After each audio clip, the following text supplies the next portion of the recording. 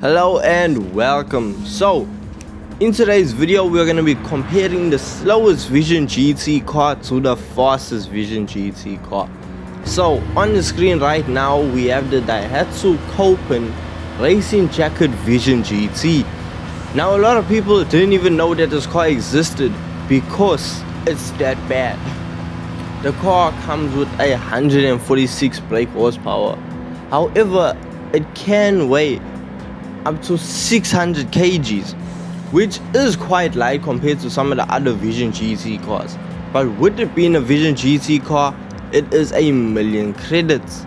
Now the car that we are going to compare it to is a whole lot faster for the same price. Now it was actually on the screen there for about a frame, and that is the Dodge Tomahawk X Vision GT.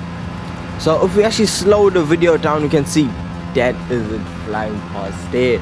Now the Tomahawk Vision GT is one of the most broken vehicles in the game, as this car is all-wheel drive, has crazy aero, and the brakes on the system will bring you to a dead stop in about 0.3 seconds. It is honestly incredible. It stops same time.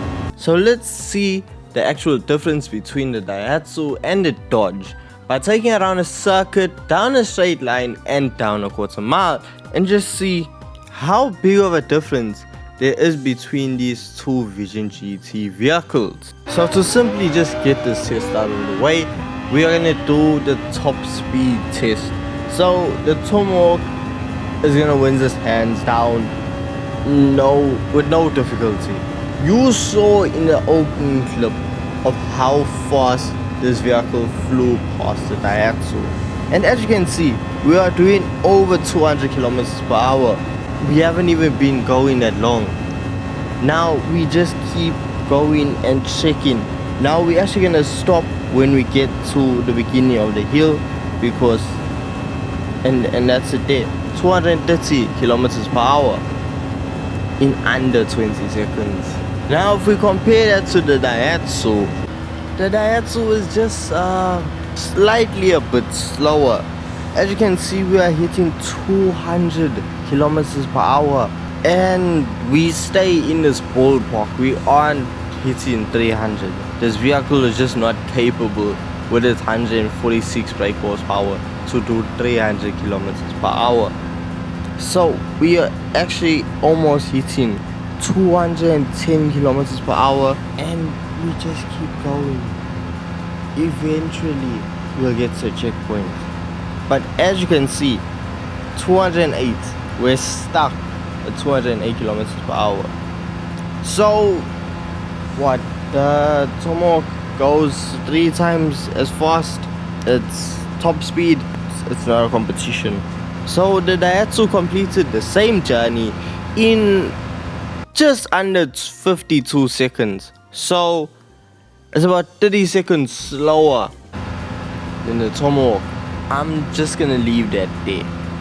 So now, the circuit I chose was the Red Bull Ring. And you might be thinking to yourself, okay, the Daihatsu got this one in the bag. The Tomahawk is probably only good at going in a straight line. Now, you would only think that if you have never driven the Tomahawk. Now, this car basically it breaks the game. And we're just gonna take a look at, we're gonna go around the circuit using the Daihatsu to just basically set a benchmark. How the Daihatsu performed exactly as you would expect a low-powered front-wheel drive vehicle to perform. It's just a lap of 1 minute 46.5. So boom, that is our benchmark to beat in the Dodge. So now let's bring that beast onto track and see if I'm able to firstly handle it and secondly beat this time. Okay, so I think we actually just gonna go through the entire lap. So straight away we're going into the first corner doing about 470 kilometers per hour. We did that going into a corner and we made it around the turn. As I said, the braking on this vehicle, it's out of this world. It is honestly alien technology. Now the vehicle handles, it turns. You can go so much faster in this vehicle. The problem was, I'm not that confident as a driver, so I was doubting the car's capability. If I got used to the car or just driven it a whole lot more, then I'm sure we could have broken through the 50-second barrier. Now, as you can see, we taking the corners very nicely, calmly, and the lap is already over. We said a 56 flat. That is, the Tomahawk is broken. Okay, let's just take a second to look at the footage of this vehicle from the outside. Now, as you can see, that is the area I'm talking about. The entire body has these panels that come out and just help the car slow down and turn. And just take a moment, yes, the car did a wheelie. It lifted into the air and started doing a wheelie. This car is scary because it can just pop a wheelie every now and then. Look at this. It's quite an experience to drive it. If you have not driven this vehicle before, trust me, you need to. So the Tomahawk beat the Daihatsu by 50 seconds. 50 seconds. I want to know, how is the Daihatsu even a Vision GT car? Because it doesn't even have that much of crazy styling. It doesn't scream Vision GT. I don't even know if it's worthy of that name because it doesn't give off Vision GT energy. It's just, honestly, it lacks. Now, just for laughs, real quick, we're gonna send them down a quarter mile and see. So first up, we got the Daihatsu.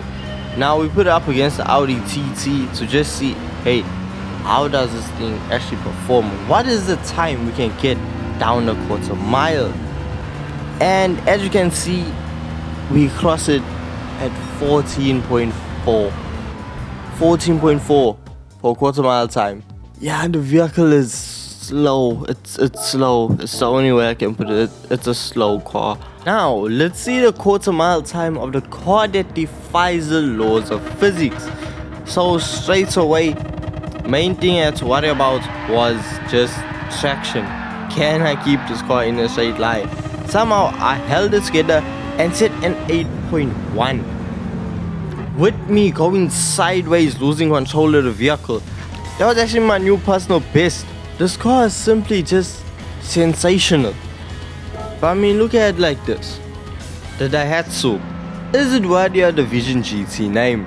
Kind of, because it is the vision for the future of the company and what it could possibly be like. So this is so realistic, and to compare it to a car that's honestly just broken and so far in the future, it is day and night when you compare these vehicles.